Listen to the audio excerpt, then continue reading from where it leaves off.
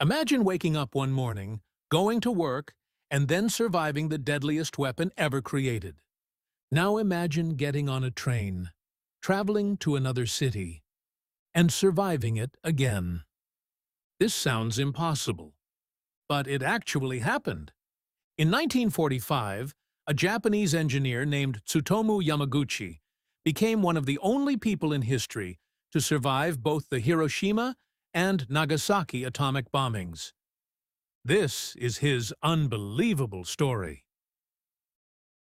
Chapter 1. The Business Trip. August 1945. Japan had been at war for years. Cities were being bombed regularly. Food was scarce. And everyone knew the war was going badly. 30-year-old Tsutomu Yamaguchi worked as an engineer for Mitsubishi. He had spent several months in Hiroshima on a work assignment and was preparing to head home to Nagasaki.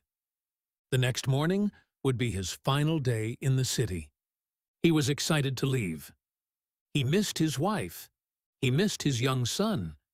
And he had no idea that within hours, history would change forever.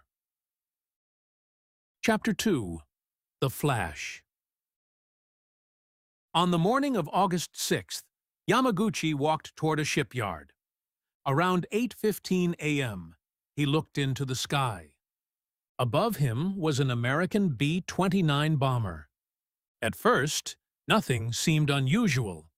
Then suddenly, a blinding flash lit up the entire sky, brighter than anything he had ever seen. For a split second, it looked as if the sun had exploded. The bomb, nicknamed Little Boy, detonated roughly 2,000 feet above Hiroshima. The temperature near the blast reached levels hotter than the surface of the sun. Yamaguchi was thrown violently through the air. The shockwave ruptured his eardrums. His face and arms were badly burned. He lost consciousness. When he woke up, the world around him looked like another planet.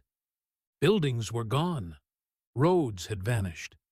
Everything was burning. People wandered through the ruins covered in burns and ash. Some were desperately searching for family members.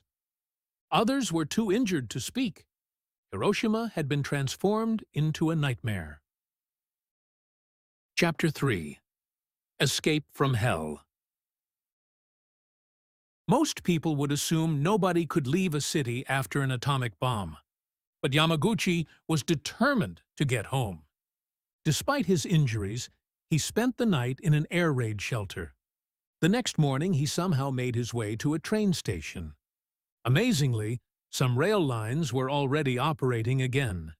He boarded a train, bandaged, burned, barely able to hear, and traveled home to Nagasaki. Imagine trying to explain what he had just witnessed. At the time, nobody really understood what an atomic bomb was. Even military leaders struggled to comprehend the scale of destruction. Yamaguchi knew something extraordinary had happened, but finding the words was nearly impossible. Chapter 4. Nobody believes him. August 9th. 3 days after Hiroshima. Yamaguchi reported to work, still injured, still covered in bandages. His boss asked what happened. Yamaguchi began describing a single bomb destroying an entire city. His co-workers were skeptical. One bomb? Destroying everything? It sounded ridiculous. As he explained what he had seen, something happened. A flash lit up the room. Again, the same white light. The same impossible brightness. The same terrifying shockwave. This time, it was Nagasaki, the second atomic bomb. Fat man. History was repeating itself. And somehow, Tsutomu Yamaguchi was there to witness it. Chapter 5. The Second Bomb.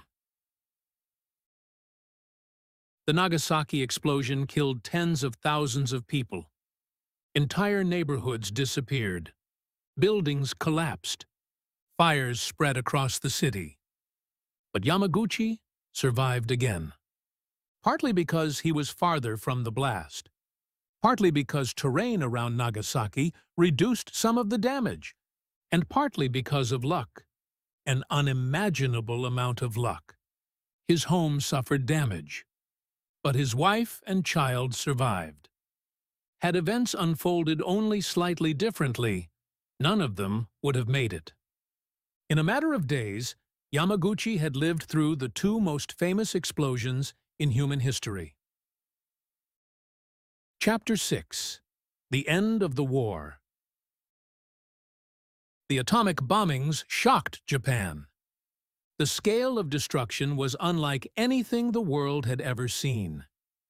Within days, Japan announced its surrender. World War II came to an end. For millions of people, the war was finally over. But for survivors like Yamaguchi, the effects would last a lifetime. The burns healed. The cities were rebuilt. But memories of those days never disappeared. Chapter 7. A Quiet Life.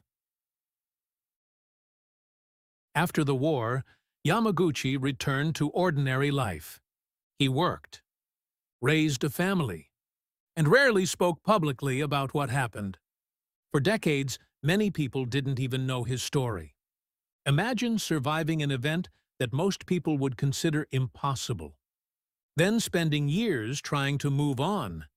As time passed, however, Yamaguchi became increasingly concerned that people might forget what nuclear weapons actually do. Not the statistics, not the politics, the human cost. The lives changed forever in a single instant. Chapter 8. The Recognition. For many years, people referred to survivors of the atomic bombs as hibakusha. But officially recognizing someone as having survived both bombings was rare. Eventually, the Japanese government formally acknowledged Yamaguchi as a survivor of both Hiroshima and Nagasaki. His story gained international attention. Reporters wanted interviews. Documentary filmmakers wanted his story. Historians were fascinated, because out of all the people alive during those events, very few had experienced both. Chapter 9. The Odds. Think about the odds. One city is hit by the first atomic bomb ever used in war. You survive. Then you travel to the only other city ever attacked with a nuclear weapon, and survive again. The chances seem almost impossible. Yet history is full of moments that sound fictional. Sometimes reality is stranger than anything writers could invent. Tsutomu Yamaguchi wasn't a soldier. He wasn't a politician. He wasn't a famous leader. He was an ordinary engineer who happened to be in the wrong place. Twice.